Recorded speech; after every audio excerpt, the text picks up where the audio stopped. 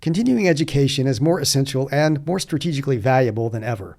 The old model of front-loaded education is no longer viable. Today's learners need relevant and flexible CE to keep pace. And we have a free resource to help your learning business provide that kind of high-impact learning. The Strategic CE Playbook introduces a practical framework to help you strategically design and deliver continuing education programs that will succeed in today's complex and competitive market. The playbook focuses on 3 essential levers: personalization, portfolio thinking, and performance. To learn more about the 3 levers and how to use them effectively, get your copy of the Strategic CE Playbook at leadinglearning.com/strategic-CE.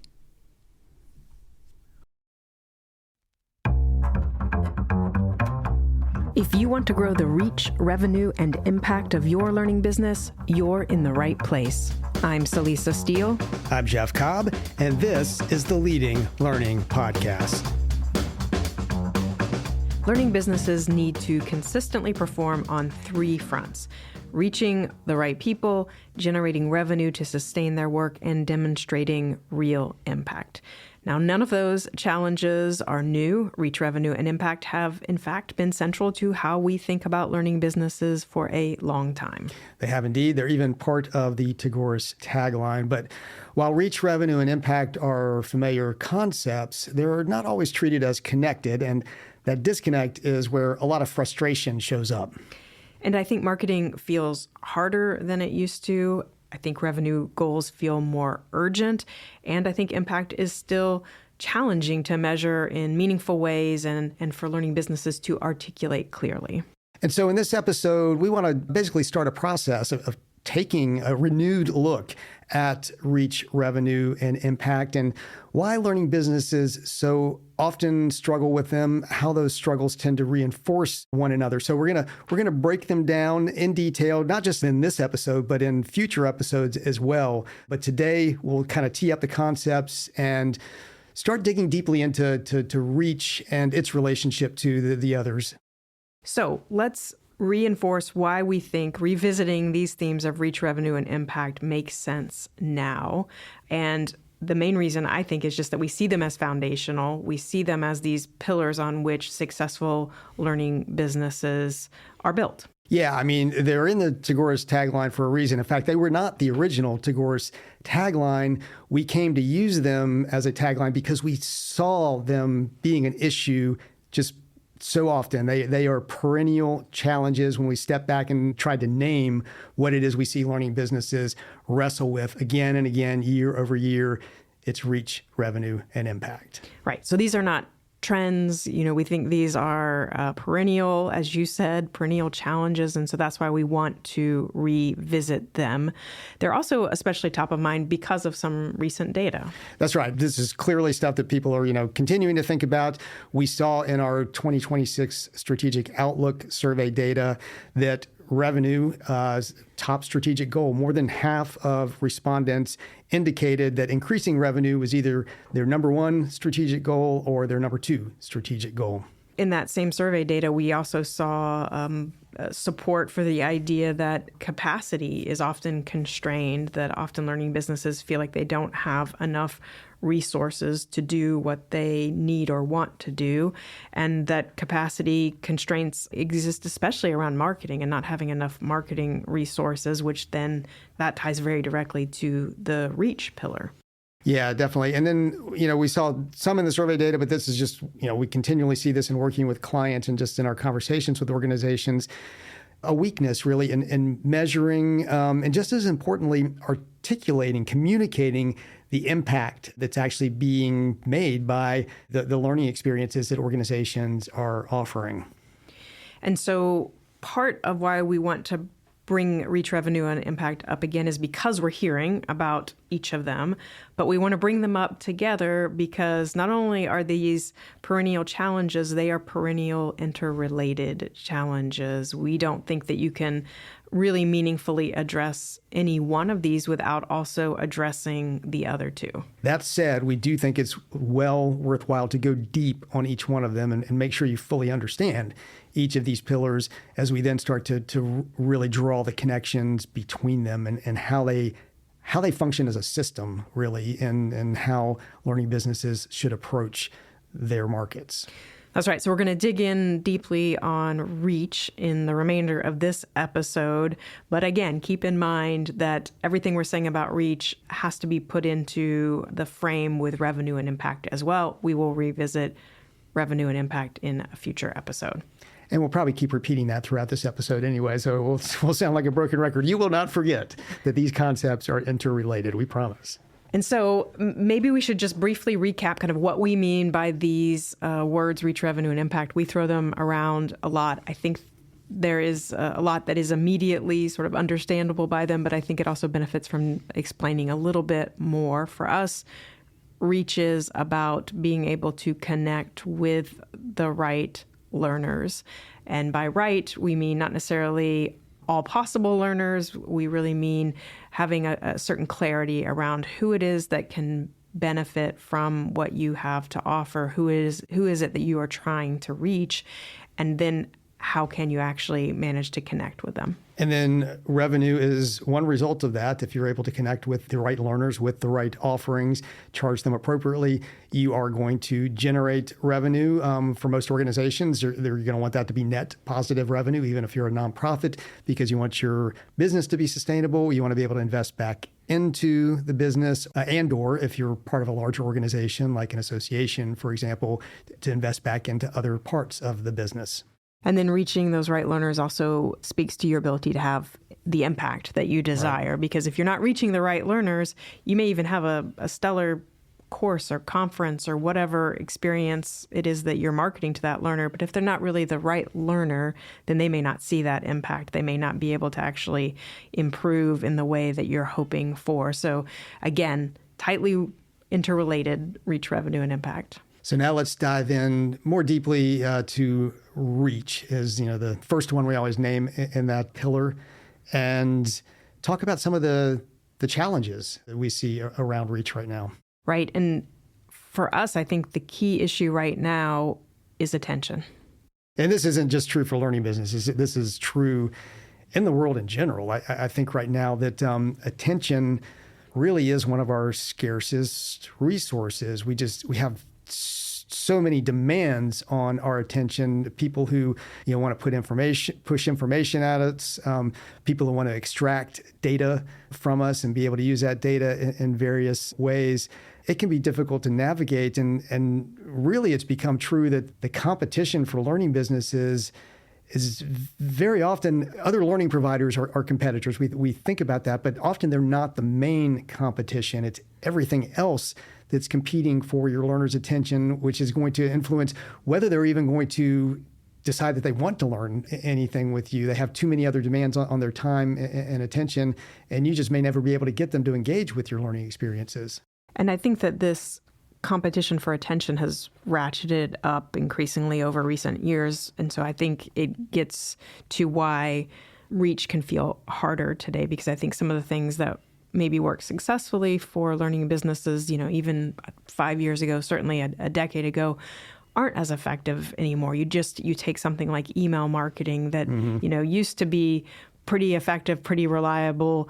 And now we have, I know my inbox has just become more and more stuffed, on any given day. And so what used to work is maybe not working as well because of all those competing demands for attention that we all face. Yeah, I mean, you think about it, 5-10 years ago, doing webinars for lead generation was standard stuff, putting up a lead magnet, for somebody to sign up for and then download, standard stuff. And obviously people still do that, but none of that works anywhere near as well as it used to because everybody and their mother has a lead magnet these days. That said, attention is still like your top of the funnel territory. You have to get attention if you want anything to happen, so you can't ignore it. Right. And the top of the funnel, because, attention is then what can lead to interest.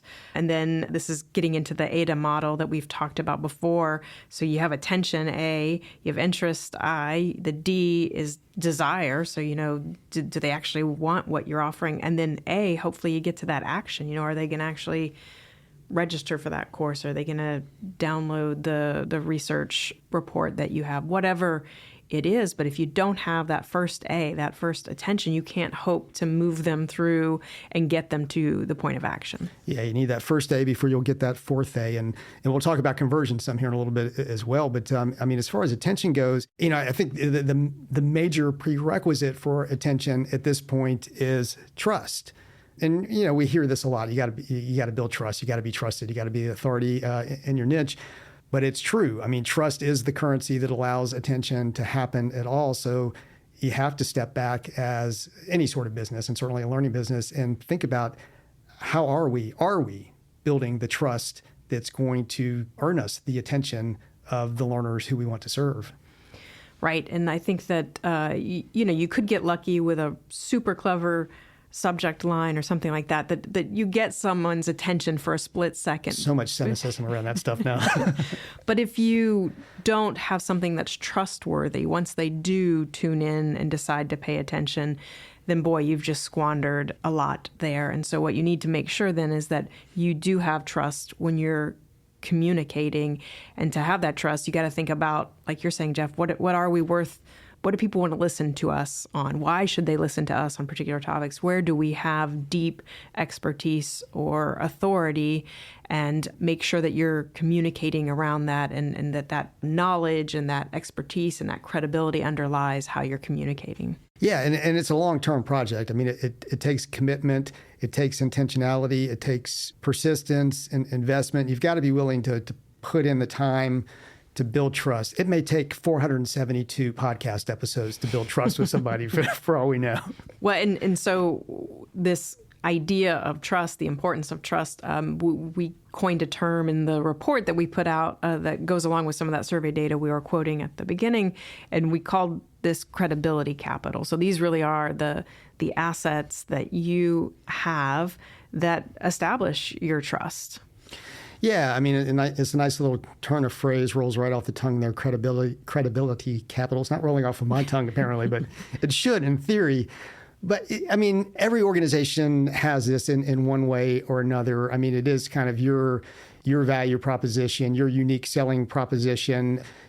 For learning businesses, you may have standards, you may have credentials. If you're, say, a membership organization of some sort, possibly your ability to convene the right people at the right time and make things happen, your advocacy capabilities. These are all part of your credibility capital. And again, there's a degree of consciousness and intentionality, really recognizing, identifying the things that are your credibility capital and really aligning your learning offerings tightly with those, because that's where you're going to stand out in the marketplace. That's where you're going to have trust. That's where you're going to have authority and have the best chance of standing out and connecting with your prospective learners. Continuing education is more essential and more strategically valuable than ever. The old model of front-loaded education is no longer viable. Today's learners need relevant and flexible CE to keep pace. And we have a free resource to help your learning business provide that kind of high-impact learning. The Strategic CE Playbook introduces a practical framework to help you strategically design and deliver continuing education programs that will succeed in today's complex and competitive market. The playbook focuses on 3 essential levers: personalization, portfolio thinking, and performance. To learn more about the 3 levers and how to use them effectively, get your copy of the Strategic CE Playbook at leadinglearning.com/strategic-CE.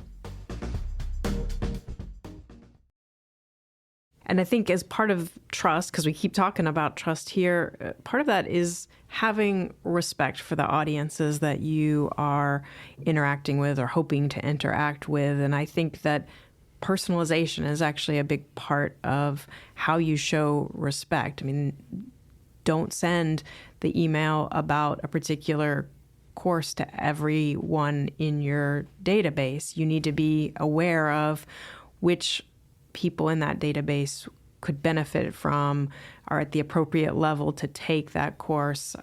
You really need to be thinking about that. And so doing the due diligence on your part to make sure that you understand who you're communicating with, so that when they do open that email, if they do trust your name enough in their inbox to see it and open it, that when they do, it's going to resonate with them. Because again, if you manage to get them to open it, and we've got such limited attention, and it doesn't speak to them and it doesn't say something of value, again, just a big opportunity squandered there.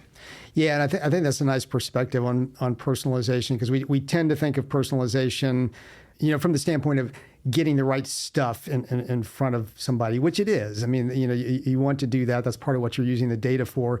But you are also using that data as an engine of respect, basically, as you're indicating, and making somebody feel like in their interactions with you, you have their best interest in mind, and you're showing up with the things that are really meaningful to them.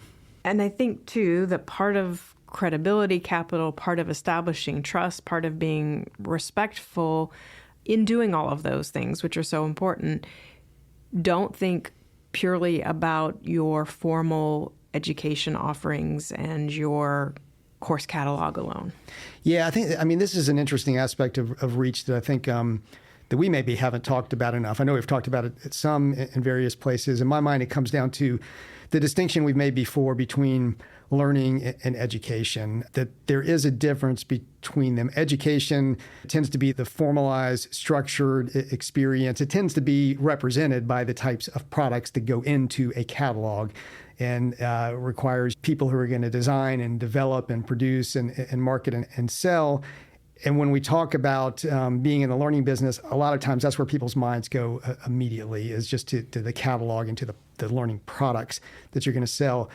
But of course, that's a small slice of how learning actually happens. We know this, that most learning is informal.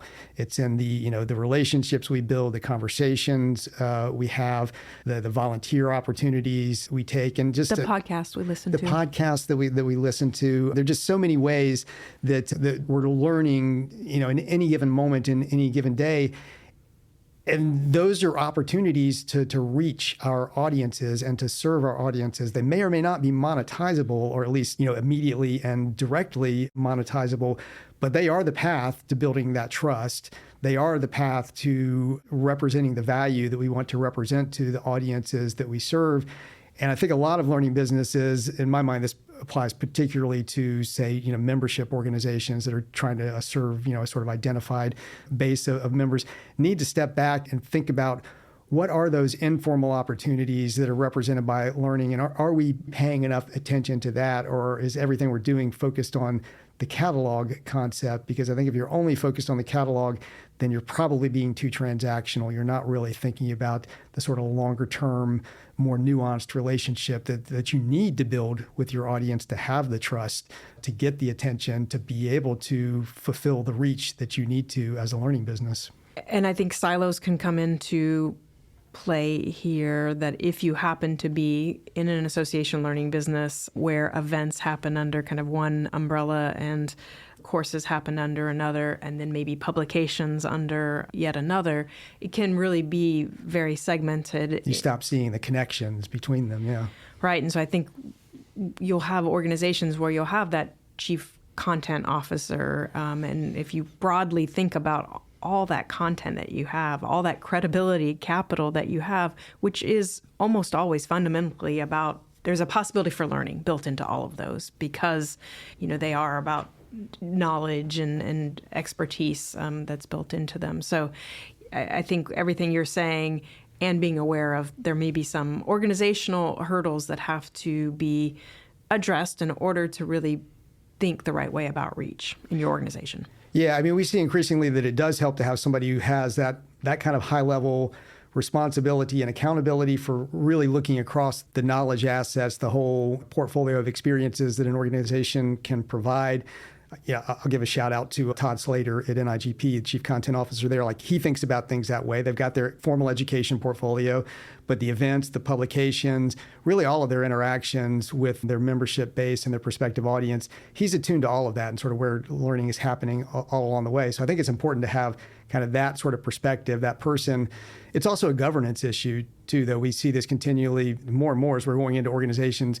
We're having to pull together representatives from all these disparate committees or parts of the organization that aren't connecting the dots in the way they need to be for the organization to be delivering the learning value that it needs to, that is only partially represented by a catalog per se. But that requires everybody thinking more systemically, more about an ecosystem and less about just a catalog. And because we're talking about reach, and because we've gotten into this idea of some silos and some divisions and mental blocks that might need to come down, I think, too, that there is a marketing aspect to this. And for us, there's always been a really interesting connection between learning and content marketing. Yeah. Because content marketing is fundamentally about providing something that essentially helps whoever's receiving that content marketing, so they're beginning to learn something, they're beginning to see some value there. And so again, thinking about even the content marketing as a learning opportunity, and I'm not sure enough organizations do that. No, and they're not drawing that, they aren't really sort of connecting the dots from what they might do in terms of providing marketing content into, say, that catalog finally. I mean, eventually you do want to get people to that catalog or to that event because that's where you're going to be able to monetize, but you have to be thinking broadly about that. And, by the way, there's AI out there now, and the way that we're seeing now individual learners engage with knowledge content and learning experiences, they're going to be doing it more through a chat interface than through a course in many instances. We're already seeing a lot of organizations think about that in terms of, setting up the chat type interfaces, the AI interfaces into their knowledge and learning base, making some of that public. So it essentially is a marketing mechanism while you're empowering and enabling people to learn from your credibility capital, to go back to that term. But then eventually maybe reaching a point where there is a paywall that you do have to pay something to get to the rest of it, whether that's becoming a member or becoming a subscriber or whatever the case might be. Well, and that's a very natural segue into the next point, which is, we started off by saying that attention really is kind of the fundamental issue with reach in many learning businesses. You got to get that attention if you're going to hope to have success with your reach. But you can't stop with the attention alone. You do ultimately have to get to a conversion of some sort, to the action, if we go back to the ADA model. Yeah, getting from that first A to that fourth A, and providing that value along the way, whether that's in the the AI interface or whether it's the mini course or whatever it is, however you're engaging learners, where you are developing that interest in what you have to offer, you're developing that desire, and ultimately getting to them to that point of conversion. And that's usually then where revenue. That's where revenue comes in. Back to the monetization part of this. And it also, to my mind, is, well, it sets you up for the potential for impact, right? Because now you have a learner who's kind of signed on to engage in a particular learning opportunity, which is then hopefully going to lead to that impact that you want to have. And the impact is going to factor into the conversion. I mean, we're now at this point where you see you can't really separate these things because they just play into each other. But you're generally not going to convert somebody if they don't understand, can't see what the impact of paying you some money to go further is going to be. And that can take a lot of forms. Social proof is very valuable, just testimonials, case studies, examples of what others have gotten from engaging in your learning experiences. But those typically, have to be there. And we've talked about this concept of signaling before, and how with your education, you need to be signaling something out to the marketplace, which is typically that if somebody participates in this learning experience, it's going to lead to X.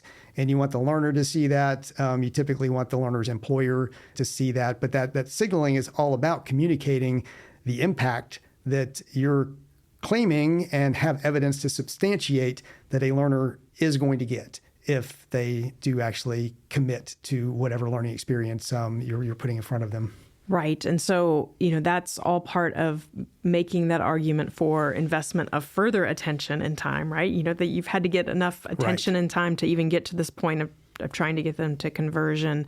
That impact signaling is going to be a big part of someone saying, okay, yeah, I'm willing to spend more time, more money to engage in this specific offering because I see the value for me. And again, this gets back to that personalization piece, or, you've got to know who you're talking to enough that message lands appropriately. Well, we're at the point where we've been talking about reach for close to 25 minutes. And we could go longer. We're not proud or tired. For those who, if you know, Alice's restaurant reference there, we could go on and on, but we're already seeing that reach is so tightly connected to the other two concepts, revenue and impact. And so we're going to come back and talk about those more deeply as well in the future, but thought it was worth, dedicating some substantial time to that first star today.